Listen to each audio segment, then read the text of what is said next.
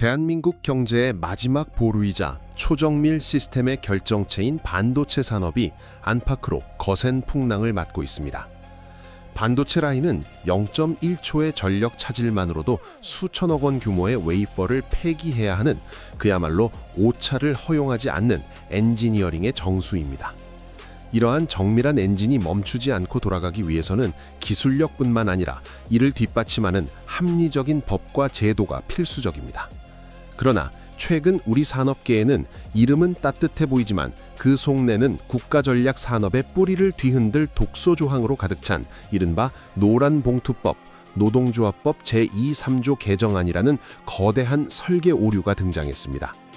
오늘은 이 법이 도대체 어떤 배경에서 태어났으며 전문가들의 처절한 비명과 우려 속에서도 왜 특정 정치권이 이를 강행하려 했는지 그 민낯을 낱낱이 파헤쳐 보겠습니다. 노란봉특법의 시작은 감성적인 접근에서 비롯됐습니다. 2014년 쌍용자동차 파업 사태 당시 불법 파업으로 기업에 막대한 손해를 끼친 노동자들에게 법원이 47억 원의 손해배상 판결을 내리자 한 시민이 노란 봉투에 선금을 담아 보낸 캠페인이 이 법안의 별칭이 되었습니다. 명분은 그럴듯했습니다. 노동자의 단체 교섭권을 실질적으로 보장하고 과도한 손해배상 청구로 인해 노동자의 삶이 파괴되는 것을 막자는 취지였죠. 하지만 시스템의 안정성을 최우선으로 생각하는 공학적 시각에서 볼 때 이 법은 특정 집단의 감성을 달래기 위해 산업 전체의 법적 기강과 예측 가능성을 제물로 바치는 위험한 선택이었습니다. 법치주의의 근간은 자신이 저지른 잘못에 대해 책임을 지는 것임에도 불구하고 노란봉투법은 불법 행위에 대한 면죄부를 제도화하겠다는 논리를 내세웠습니다. 이 법의 핵심 독소 조항은 크게 두 가지로 요약됩니다. 첫째는 사용자 정의의 무한 확대를 담은 제2조 개정안입니다. 근로계약의 당사자가 아니더라도 근로조건에 대해 실질적이고 구체적인 영향력을 행사하는 자를 사용자로 규정하겠다는 것입니다. 이는 삼성전자나 SK하이닉스 같은 원청 기업이 직접 고용하지 않은 수천 개의 협력사 노조와도 직접 교섭해야 한다는 뜻입니다. 반도체 팹 하나를 돌리기 위해서는 가스, 전력, 설비 관리 등 수많은 협력사가 유기적으로 맞물려 돌아가야 합니다. 만약 원청 기업이 직접 통제할 수 없는 수많은 하청 노조의 요구를 일일이 받아내야 한다면 의사결정의 속도는 급격히 느려지고 경영권은 사실상 마비될 수밖에 없습니다. 엔지니어링 관점에서 볼 때 이는 수만 개의 센서가 각기 다른 제어 신호를 보내 시스템 전체를 데들락 상태에 빠뜨리는 것과 다를 바 없습니다. 둘째는 손해배상 책임의 개별화를 규정한 제3조 개정안입니다. 파업 과정에서 기물이 파손되거나 라인이 점거되어 천문학적인 피해가 발생해도 기업이 개별 노동원들의 가담 정도를 일일이 입증하지 못하면 손해배상을 청구할 수 없게 만듭니다. 이는 사실상 불법 파업에 대한 라이센스를 주는 것과 같습니다. 책임 없는 권리는 반드시 타락하기 마련입니다. 불법을 저질러도 책임지지 않는 환경에서 과연 어떤 노조가 합리적인 타협안을 제시하겠습니까? 특히 2023년 삼성전자 반도체 부분이 무려 14.88조 원이라는 유례없는 영업적자를 기록하며 사투를 벌이던 시기에도 이러한 법안 논의는 기업가 정신을 갉아먹는 가장 큰 불확실성 요인이었습니다. 그렇다면 이토록 치명적인 부작용이 예견되었음에도 불구하고 어떤 정치권이 이 법을 밀어붙였을까요? 더불어민주당과 정의당은 다수 의석의 힘을 빌려 이 법안을 강행 처리했습니다. 이들은 노동 인권 보호라는 프레임을 내세웠지만 그 이면에는 강력한 지지 기반인 강성노조의 표심을 얻으려는 정치적 계산이 깔려 있었습니다. 국가의 장기적인 성장 동력이나 반도체 산업의 생존이라는 대의보다는 당장의 정치적 이해관계를 우선시한 포퓰리즘의 산물이었습니다. 경제계의 처절한 호소와 대통령의 거부권 행사로 한 차례 막혔음에도 불구하고 이 법안은 끊임없이 다시 상정되며 기업들의 숨통을 조여오고 있습니다. 전문가들의 경고는 더욱 서늘합니다. 지금 대한민국 반도체는 초격차를 유지하기 위한 골든타임을 지나고 있습니다. 우리가 내부적인 갈등과 법적 불확실성에 묶여 제자리 걸음을 하는 동안 TSMC와 엔비디아는 국가적 지원 아래 빛의 속도로 질주하고 있습니다. 투자자의 입장에서도 이러한 코리아 리스크는 기업 가치를 깎아먹는 가장 큰 요인입니다. 펀더멘탈은 견고할지 몰라도 법이 혁신을 발목 잡는 나라에 자본은 머물지 않습니다. 노란봉투법은 대한민국 경제라는 거대한 기계가 스스로 자신의 부품을 파괴하게 만드는 논리폭탄과 같습니다. 결국 우리가 확인한 사실은 명확합니다. 노란봉투법은 특정 정치권의 포퓰리즘과 노동계의 이기주의가 결합한 만들어낸 설계 결함입니다. 이 오류를 수정하지 않고 그대로 가동한다면 대한민국 반도체 산업은 과거의 영광만을 전시하는 박물관으로 전락할 것입니다. 이 법적 혼란을 틈타 억대 연봉을 받는 이른바 귀족 노조들이 어떤 황당한 요구를 하며 대한민국 경제의 심장을 겨누고 있는지 그 구체적인 실태를 파헤쳐 보겠습니다. 대한민국 반도체는 과연 다시 힘차게 엔진을 켤 수 있을까요? 아니면 이대로 족쇄를 찬 채 멈춰서게 될까요? 위기의 진실은 이제 시작됩니다. 적자 15조 원의 기억은 어디로 가고 이제는 영업이익의 몇 %를 떼어달라는 거대한 약탈적 요구가 당연시되는 시대를 우리는 살고 있습니다. 엔지니어링의 세계에서 시스템의 입력과 출력은 명확한 상관관계를 가져야 하지만 지금 우리 산업계의 성과급 논의는 그 논리적 연결고리가 완전히 끊어진 상태입니다. 최근 대기업 원청 노조들이 경쟁적으로 내걸고 있는 성과급 요구안들을 보면 이것이 과연 지속가능한 기업 운영을 염두에 둔 것인지 의문이 들 수밖에 없습니다. 삼성전자와 현대차라는 거대 기업의 그늘에 가려져 잘 보이지 않았지만 실제 우리 산업 전반에서 벌어지는 소위 30% 요구의 물결은 상상을 초월할 정도로 거세지고 있습니다. 구체적인 현황을 살펴보면 그 심각성이 더 명확해집니다. 통신업계의 대표주자인 LGU+ 노조는 최근 임금 및 단체 협상 과정에서 영업이익의 30%를 성과금 재원으로 확정해달라는 파격적인 요구를 던졌습니다. 통신업은 국가 기간 산업으로서 안정적인 수익을 창출하지만 동시에 차세대 통신 인프라 구축을 위해 매년 조 단위의 투자가 필요한 장치 산업입니다. 이런 상황에서 이익의 3분의 1을 보상으로 못 박으라는 것은 기술 경쟁력 확보를 위한 연구개발 실탄을 포기하라는 것과 다름없습니다. 바이오 산업의 선두주자인 삼성 바이오로직스 노조 역시 마찬가지입니다. 이들은 최근 교섭에서 영업이익의 20%에서 최대 30%에 달하는 수준을 성과금으로 요구하며 강경한 태도를 보이고 있습니다. 바이오시밀러와 CMO 시장은 글로벌 단가 경쟁이 치열하고 공장 증설을 위한 대규모 자본 투입이 필수적인 분야임에도 불구하고 노조는 당장의 열매를 나누는 데만 집중하고 있습니다. 기아자동차 노조 역시 현대차와 보조를 맞추며 전년도 순이익의 30%를 성과금으로 내놓으라고 압박하고 있습니다. 작년 기아가 사상 최대 실적을 기록하며 투자자들에게 희망을 주었지만 노조의 이러한 요구는 결국 미래 전기차와 SDV 전환을 위한 투자 재원을 갉아먹는 결과로 이어질 것입니다. 금융권도 예외는 아닙니다. 주요 시중은행 노조들은 역대급 이자 이익을 바탕으로 순이익의 상당 부분을 성과금이나 명예퇴직금으로 배분하라고 요구하며 매년 연례 행사처럼 파업카드를 만지작거리고 있습니다. 이처럼 업종을 불문하고 영업이익 30%라는 수치가 마치 노동자의 당연한 권리인 것처럼 퍼져나가고 있는 현실은 매우 우려스럽습니다. 그렇다면 해외 사례는 어떨까요? 미국이나 유럽, 일본의 대기업들 중에서 노조가 집단 교섭을 통해 영업이익의 15%나 30%를 매년 고정적으로 떼어달라고 요구하며 이를 관철하기 위해 공장을 멈춰 세우는 사례는 사실상 찾아보기 힘듭니다. 구글, 엔비디아, 애플 같은 글로벌 빅테크 기업들은 전 세계 천재들을 영입하기 위해 파격적인 보상을 제공하지만 이는 철저히 개인의 성과와 기술적 기여도에 따른 차등 지급 방식입니다.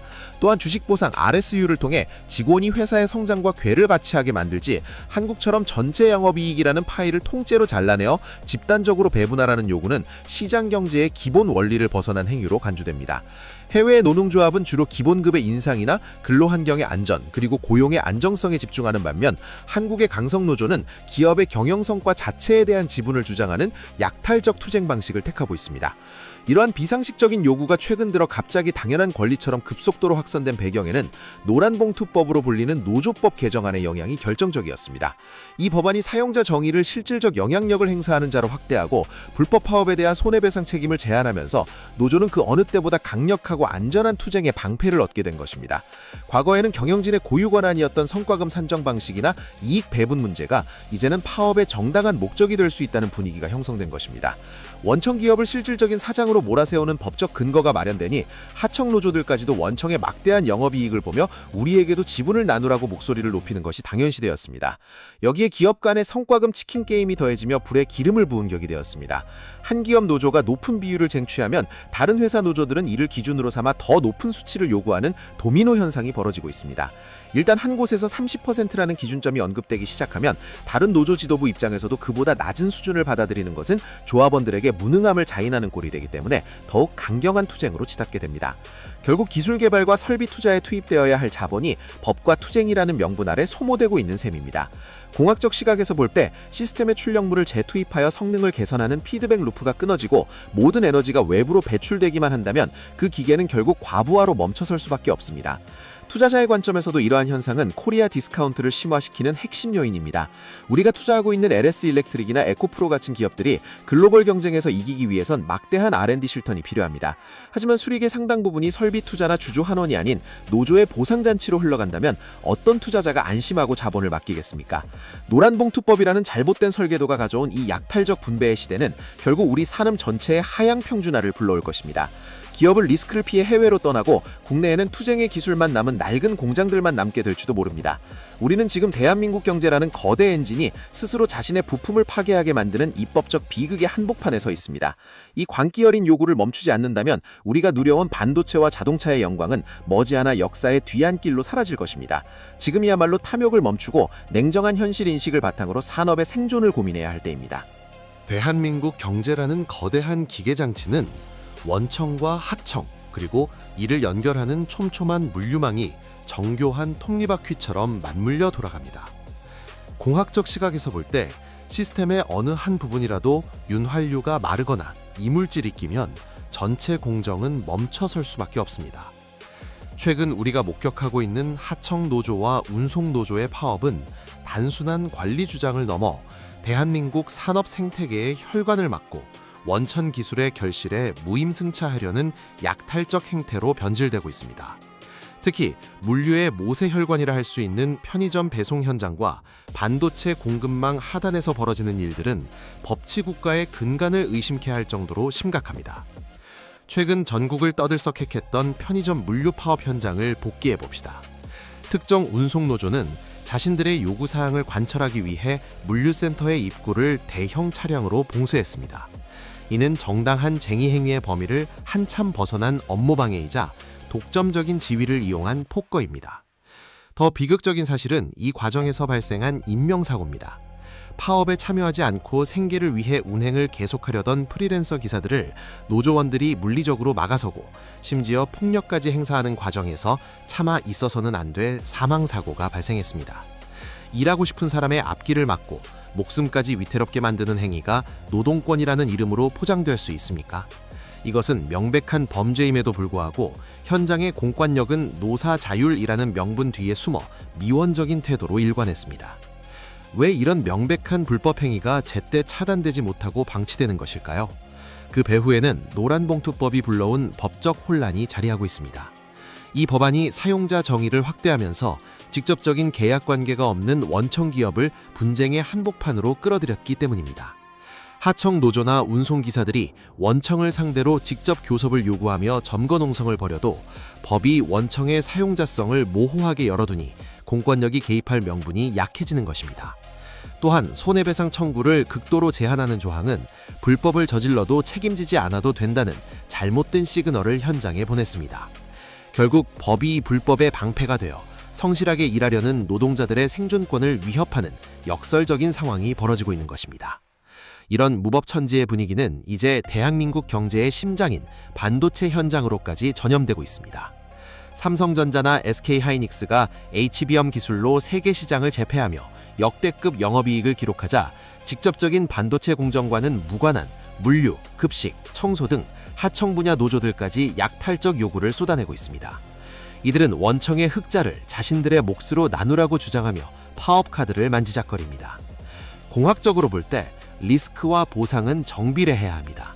15조 원의 적자가 발생했을 때 그 고통과 손실을 온몸으로 감당했던 것은 원청 기업과 그 주주들이었습니다. 하청업체들은 계약에 따른 대금을 안정적으로 지급받으며 위기를 넘겼습니다. 그런데 이제 열매가 맺히니 리스크는 부담하지 않았던 이들이 나타나 가장 큰 빨대를 꼽으려 합니다. 이것이 과연 공정한 시장 경제의 원리입니까? 해외 선진국들의 사례를 보면 우리의 상황이 얼마나 비정상적인지 더욱 명확해집니다. 미국이나 독일, 일본 등 주요 제조 강국들은 원청과 직접적인 고용관계가 없는 하청 노조의 2차 보이콧이나 원청 시설 점거를 엄격하게 금지합니다. 특히 물류나 운송 분야에서 타인의 업무를 물리적으로 방해하거나 폭력을 행사하는 행위는 노동운동이 아닌 중대 범죄로 간주하여 즉각적인 공권력 투입과 엄중한 사법 처리가 뒤따릅니다. 글로벌 공급망의 안정성을 해치는 행위에 대해서는 타협이 없는 것이 세계적인 스탠다드입니다. 하지만 대한민국은 노란봉투법이라는 독소 조항 때문에 세계 흐름과는 정반대로 가고 있습니다. 불법을 저질러도 손해배상을 묻기 힘들고 원청의 사용자성을 무한히 넓혀놓으니 하청 노조 입장에서는 믿져야 본전이라는 식으로 원청을 압박하는 투쟁이 일상이 된 것입니다. 이러한 하청과 물류노조의 폭주는 결국 산업 생태계 전체를 갉아먹습니다. 원청 기업은 하청 노조의 리스크를 피하기 위해 국내 협력사와의 계약을 해지하고 해외로 눈을 돌리게 됩니다. 물류 비용의 불확실성과 파업 리스크는 고스란히 소비자 가격 인상으로 이어져 국민 전체의 부담이 됩니다. 무엇보다 심각한 것은 법치주의의 실종입니다. 폭력이 정당화되고 불법이 관리가 되는 현장에서 어떤 창의적인 엔지니어가 기술 개발에 몰두할 수 있겠으며 어떤 투자자가 안심하고 자본을 투입하겠습니까? 우리는 지금 대한민국 산업의 허리를 스스로 부러뜨리고 있습니다.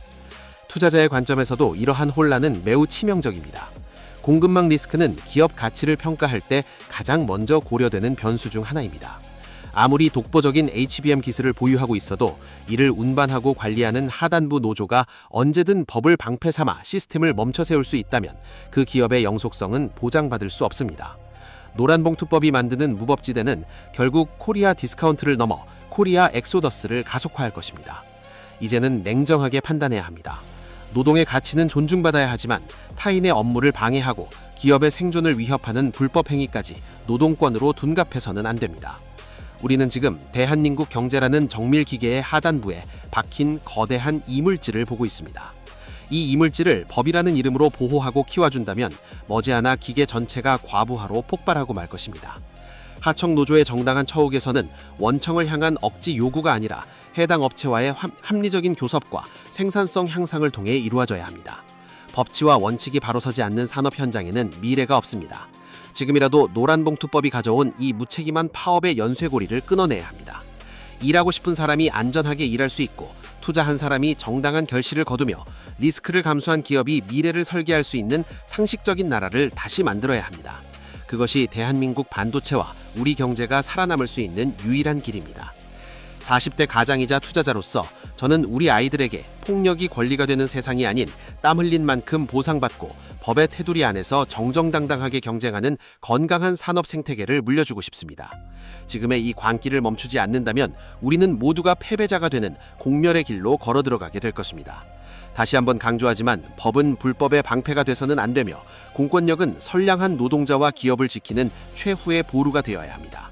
30%라는 비상식적인 숫자가 지배하는 탐욕의 현장을 걷어내고 다시 기술과 효율의 엔진을 돌려야 할 때입니다. 노란봉투법이라는 거대한 장벽은 이제 단순히 반도체라는 특정 산업을 넘어 대한민국 산업계 전반에 소리 없는 공포를 확산시키고 있습니다. 공학적 관점에서 볼 때 시스템의 리스크가 관리 불가능한 수준으로 치솟을 때 설계자가 내릴 수 있는 최선의 선택은 시스템의 폐기 혹은 이전입니다. 현재 대한민국 경영진들이 마주한 현실이 바로 그러합니다. 법이 기업을 보호해주지 않고 오히려 불법의 방패가 되어준다면 기업은 생존을 위해 대한민국이라는 시스템 자체를 이탈할 준비를 할 수밖에 없습니다. 이미 우리는 조선업계에서 그 참혹한 예고편을 목격했습니다. 한화오션의 전신인 대우조선해양 사례는 노란봉투법이 가져올 미래를 가장 극명하게 보여줍니다. 당시 하청 노조 소속의 소수 인원이 거대한 독을 점거하며 진수 작업을 맡아세웠을 때 기업이 입은 손실은 하루에만 수백억 원에 달했습니다. 노란봉투법이 시행된다면 이러한 점거 행위로 인해 발생한 수천억 원의 피해에 대해 기업은 사실상 손을 쓸 수 없게 됩니다. 개별 노조원에게 책임을 물을 수 없게 만드는 법안은 기업에게 일방적으로 손실을 감내하라는 선고와 다름없습니다. 조선업은 수많은 협력사가 거미줄처럼 얽혀있는 구조입니다. 한 곳의 하청 노조가 발을 빼거나 점거를 시작하면 전체 공정이 멈추는 도미노 현상이 발생합니다. 경영진은 이제 국내 수주를 늘리는 것보다 어떻게 하면 이 노조 리스크를 회피할 것인가를 최우선 과제로 삼고 있습니다. 유통과 물류업계 역시 노란봉투법에 직격탄을 맞고 있습니다. CJ 대한통운과 같은 물류 대기업들은 이미 하청 노조와의 사용자 지위 여부를 두고 긴 법적 싸움을 이어오고 있습니다. 노란봉투법은 이러한 분쟁에서 노조의 손을 들어주며 직접 계약 관계가 없는 원청 기업을 협상 테이블로 강제로 끌어냅니다. 물류산업의 특성상 수만 명의 택배기사와 화물 운송자들이 개별 사업자 혹은 하청 구조로 얽혀 있는데 이들 모두와 원청이 교섭해야 한다면 대한민국 물류망은 1년 내내 파업과 협상의 소용돌이에서 벗어날 수 없습니다.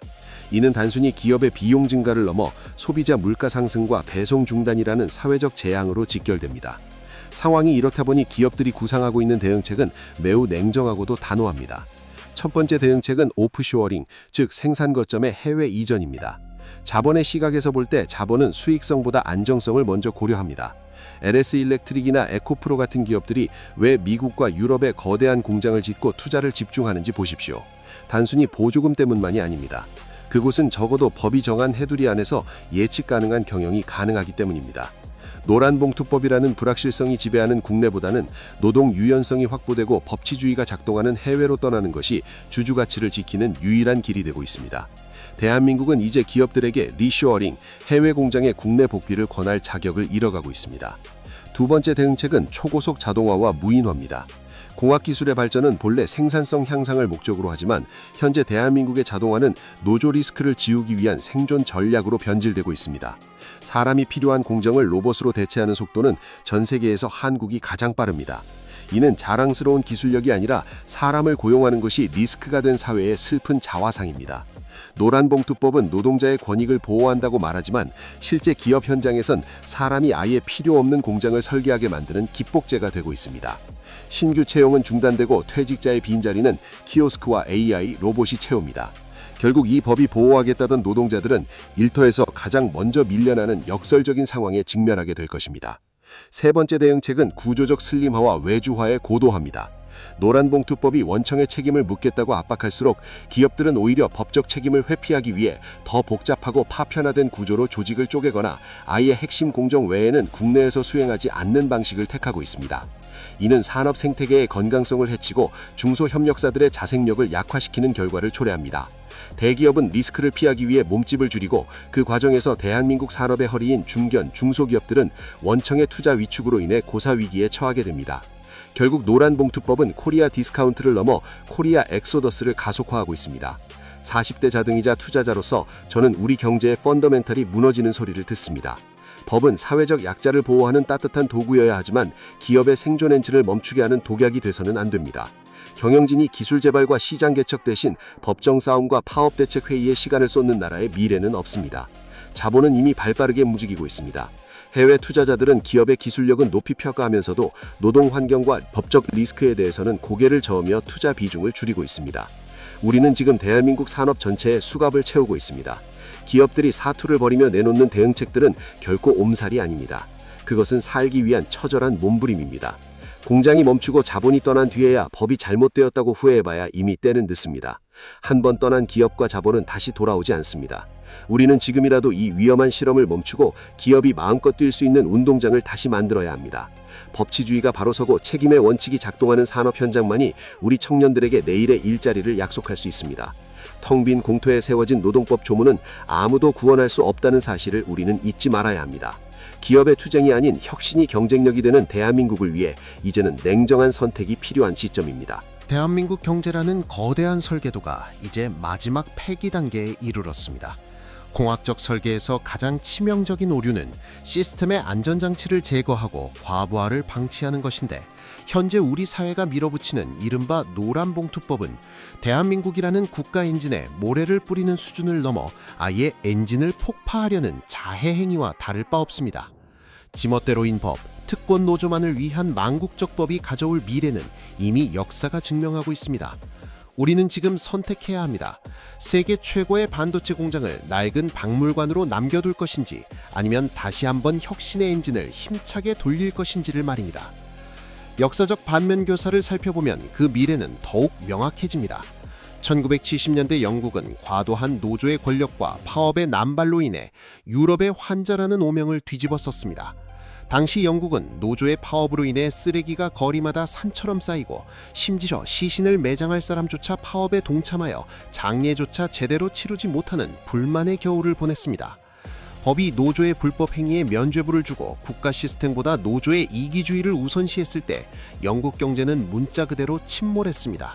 결국 마거릿 대처라는 지도자가 나타나 목숨을 걸고 노조 개혁을 단행하기 전까지 영국은 몰락의 길을 걸었습니다. 대한민국이 지금 가려는 길이 바로 50년 전 영국의 그 비극적인 겨울과 닮아 있다는 사실이 소름 끼치도록 두렵습니다. 아르헨티나의 사례는 더욱 처참합니다.